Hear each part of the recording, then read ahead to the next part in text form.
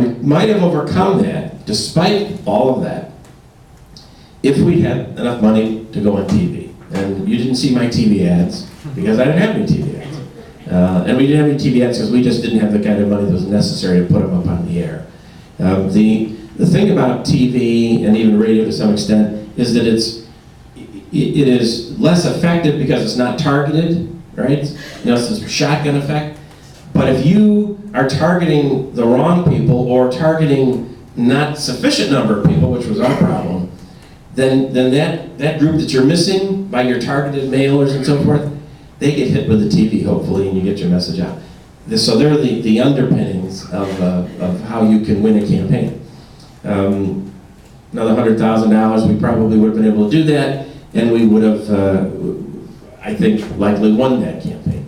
Because the voters in the 14th district were screaming for and yearning for and wanting to choose a conservative representative to stand up against the nonsense that goes on in Washington, D.C., from the White House to Harry Reid to Pelosi and all the rest. And frankly, I don't think our congressman has been that in the past. I don't expect him to be that in the future. And so as a result of that, people wanted to vote for a strong conservative. They just didn't know who he was. So that's unfortunate when you work so hard on something and it doesn't work out. But you know, if you're on my email list, you know, I send out an email the next day, you know, that we have to sort of accept God's will in these things, and His timing is not our timing, and who knows what the future holds. But for now, I'm going to continue to fight the battles down in Columbus, which I want to talk about in just a moment, and continue to fight for conservative values, and continue to support wonderful conservative candidates like Kim Laurie, Kim, you should stand up and take a bow. You all know Kim Laurie's running for county commissioner. And she was a bright spot that night when I lost as well. Skip Claypool, who won in Geauga County, who will be a wonderful conservative county commissioner when he gets elected as well. So we have to take our victories where we can. Let me just, if I might break there, and if there are any questions about any of the issues in the primary or any questions about what I said before I move on to talk about some things going on down in Columbus. Yes? What would the possibility be of being a write-in candidate and then raising money and doing TDS before the general election?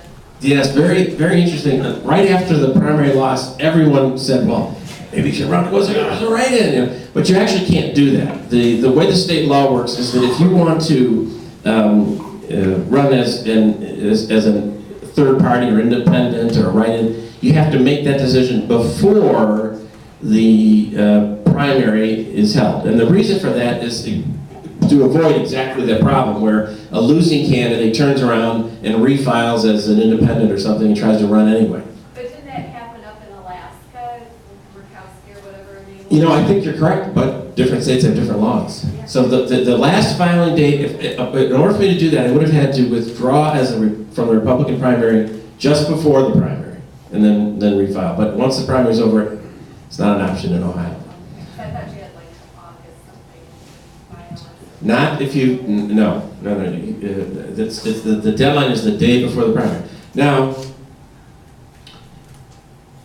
it has been suggested,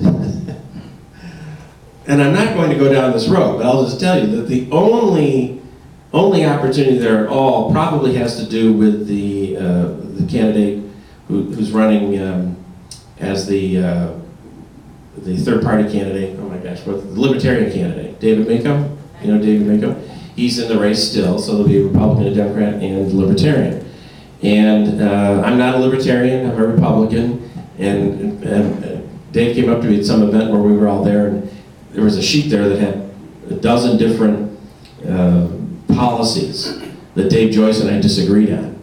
And Dave Mako brings it up to me and says, you know, Matt, I agree with 10 of these with you, you know. So we agree on a lot of stuff, but Libertarians can be a little bit out there as far as I'm concerned. But nonetheless, it was suggested to me that if Dave Mako wasn't able to stay on the ticket for some reason, that the Libertarian Party could appoint someone on that ticket, and including me. But I think it's not something I have any interest in doing particularly. But that is legally, I think, the only avenue for being on the ballot in November. I'm not going to be on the ballot in November. at least not in November of 2014. Could you run it for Ohio governor instead?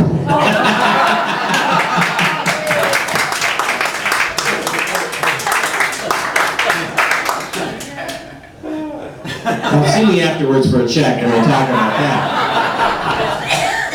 Yeah, I couldn't do any worse than the Democrat candidate who's running, that's for sure. Oh my God. You could use your 70,000. Yeah, I think being governor is probably not in my cards. Yes. Are you contemplating running for your old seat next time around? Yeah, you know, a lot of people have asked me what I'm going to do. You know, should I run for my old House seat? Should I run for Congress again? You know, should I run down to Florida and retire? You know, what should I do? And quite honestly, my wife and I have talked about this, and we've sort of made a definite decision to not make a decision about anything because it was only 8 weeks ago this all went down. So I'm really trying to take the summer to work on my wife's honey-do list and try to, put those political campaign issues aside for now. I don't know what the future is going to hold. I think it's unlikely to run for the House seat, but I don't know. The reality is that there's so much going on in Washington that needs to be dealt with. And the difficulty in Columbus at the moment is fighting our own party. It's very, very frustrating to have, and I know you've heard me say this before, but listen, when I went to Columbus, I was the most excited guy you could know because we controlled everything. Controlled everything. And, we could push through any bill we wanted in the House or the Senate. We even had enough votes to override a veto if we wanted to. I mean, we really were able to get things done. And so to find that we weren't, I remember I said this to some folks down in Columbus, there's nothing weaker than a strong man that won't act. And when the Republican Party, in full control of government, refuses to do the conservative thing, we all have to take note of that. Yes. We have seen Republicans rule in Washington, haven't we? And not in a good way. I've often said, we have to remember the largest spending president prior to Barack Obama was George W. Bush. And we as Republicans have to face the reality of what's going on in our own party. And I know that for my entire life practically, every time there's been a presidential year, the Republican Party, not every year because not one around Reagan, but in a lot of years, the Republican Party would say, well, okay, the conservative didn't win, so we just hold our nose and we vote for, the Bob Doles and the John McCains and even the Mitt Romneys. When Mitt Romney got nominated, I told people we've nominated the only candidate, what were there, 9, 10 candidates? We nominated the only candidate that could not beat Barack Obama.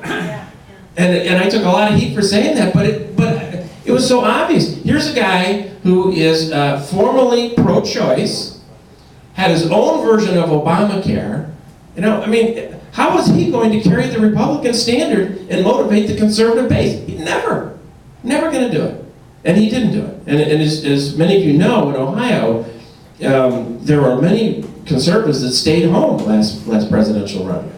And there were, and maybe Jody knows this number, but I think the number was about 150,000, or maybe it was even 180,000 undervotes in Ohio.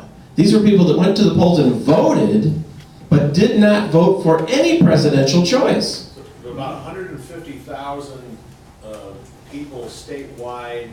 It's also estimated that there were 4 million Republicans or Republican-leaning independents who did not vote at all. That's right. In the 2012 election. Now, do you think that any Democrat went to the polls in 2012 and failed to vote for Barack Obama?